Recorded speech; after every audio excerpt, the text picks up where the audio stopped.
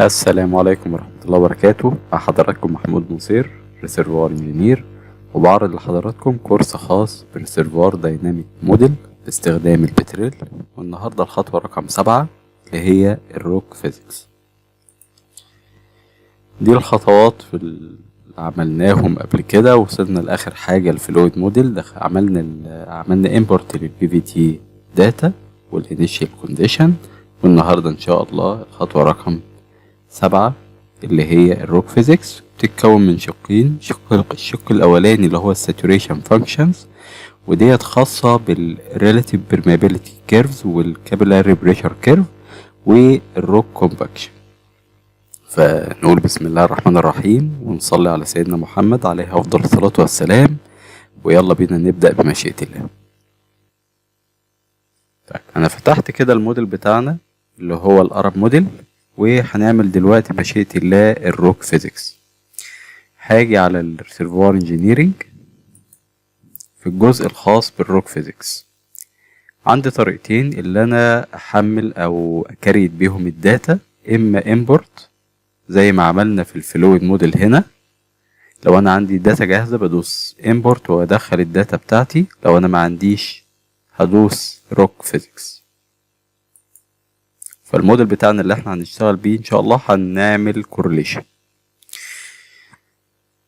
هنيجي هنا في الساتوريشن، وديت الجزء الخاص بالساتوريشن فانكشنز اللي هي الريلاتيف برميابيليتي كيرف.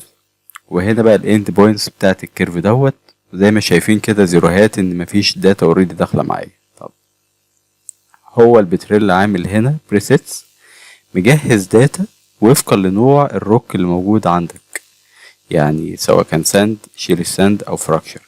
فلو انا مثلا كليكيت على الشيلي ساند فهيحط داتا معينة، لو ساند الداتا هتتغير. وهنختار بالنسبة للموديل بتاعنا هنختار ساند، وهو سماه باي ديفولت ساند 1، وتقدر اللي انت تغير في الاسم بتاعك زي ما انت عايز. طيب المشكلة هنا ايه؟ المشكلة هنا ان الداتا ديت يعني فيها الدقة بتاعتها قليلة جدا. ليه؟ لان هي مجرد داتا استرشادية علشان انت متوقفش لو انت اوريدي ما عندكش داتا خاصة بالار بي كيرفز.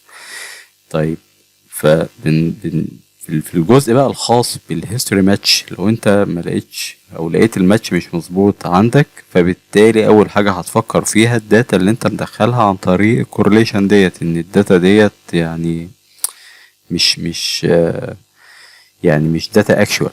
فهترجع اللي انت في الاند بوينتس ديت هتحتاج اللي انت بقى تقعد تغير فيها لحد ما الدنيا تظبط معاك.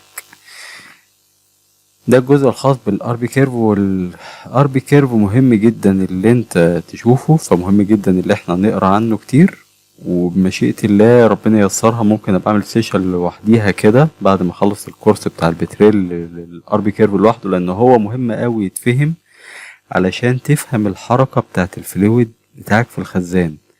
فالار بي هو اللي بيحدد حركة المية هتبتدي امتى، حركة المية سريعة ولا بطيئة، طب الزيت. فهو اللي ماسك الموضوع ده. ده كده الجزء الخاص بالساتوريشن فانكشن.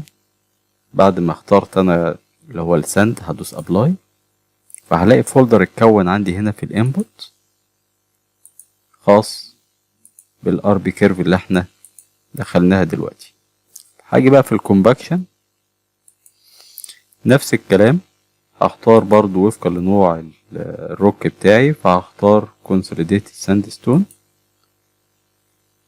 وهو بيملى الداتا بتاعته زي ما قلت كده. هي مجرد داتا بتخضع لانسرتينتي عالية جدا.